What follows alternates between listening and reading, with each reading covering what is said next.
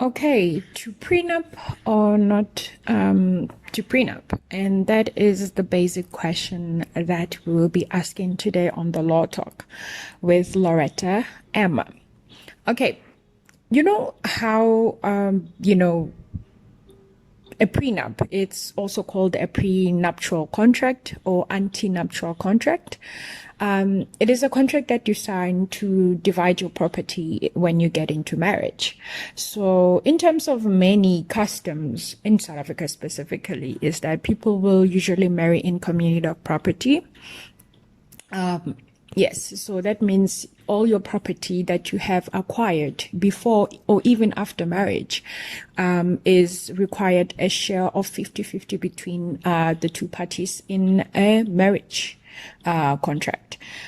So that's what happens with when you marry in communal property. But then when you have an up-to-nuptial contract, that's when you'll set up a contract in order to show, how the division of your property will go about.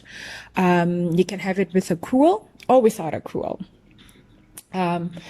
When you have it with accrual, it means that if the other party is earning more, whatever you accrued, if the party who accrued more, for that, will be the one sharing the other part of their let's say property or assets in shares, so to make it equal between the parties. And without accrual, basically you'll say that no. Also, profit and loss, you can have it with or without profit and loss. That one, it's about sharing both your profits or your losses amongst, the spouses. This can happen either during divorce or death. So that's what happens. Division of property usually, is considered when you divorce or when one of the spouses dies. Then that's when you will see whether you're in community of property or out of community of property. Those are some of the things that I should highlight in explaining this aspect. So what happens is when we are considering or pondering whether to have a nuptial contract or not, it is a very important aspect in a relationship. And, parties before getting married should actually have a talk about this, because it's very important in order to know where you stand in terms of, whether you want to share your property or not. Upon division of that property, let's say upon divorce or upon death. So I believe that a contract should be actually the one that decides that aspect, so that you do not fall into the whole aspect of, dying intestate, let's say. Do you understand? Or during a divorce, the things you didn't want to share ends up being shared. That is the importance of having a contract. It's very, very important. I believe it is. I am pro antenuptial contract. I am pro the ANC, the antenuptial contract. We, in short, in legal terms, we call it the ANC. I know. I really wish they change that abbreviation, but it is what it is. So I'm pro it.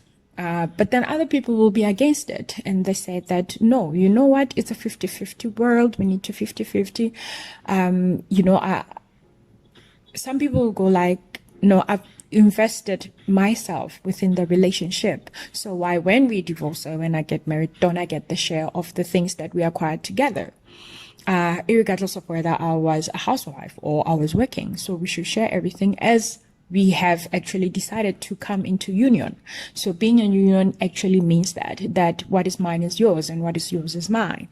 That is an argument for another type of people who will say no to an antenuptial contract. But for those who believe, I believe that the important aspect of an antenuptial contract will actually not only determine how you divide your property upon divorce or upon death. It actually assists in many aspects, because then you will know what to do when something or an incident or anything occurs, anything unexpected or expected even, in terms of, what happens when, your marriage is dissoluted. It's very it's very important. And also, a contract sets up basically your basic will. So let's say when you die, you want only your kids to inherit all your money and not your spouse. It's okay. It's okay. It's not a bad thing. It's a preference.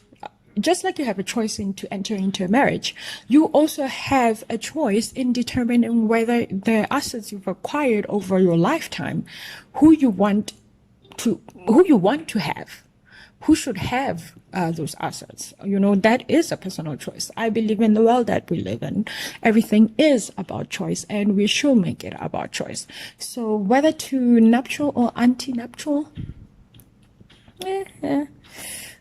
well, it's a very fine line. Other people will disagree and saying that we're going with this 50-50, but I believe that it's important, not only in terms of where you want or who should acquire your assets upon dissolution of the marriage or upon death of one of the spouse or either spouse.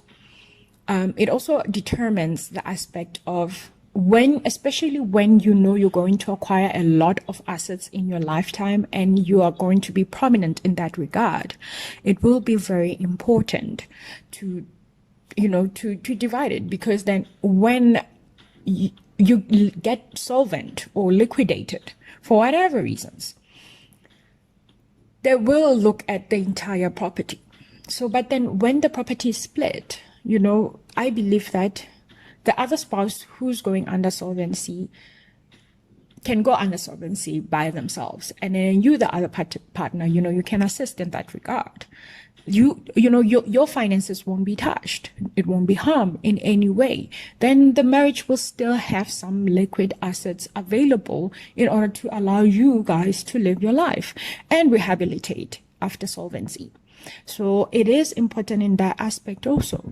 So why not only looking at the negative side of having an antinuptial? Actually, the negative, or the only negative side about an antinuptial is more moralistic than rational.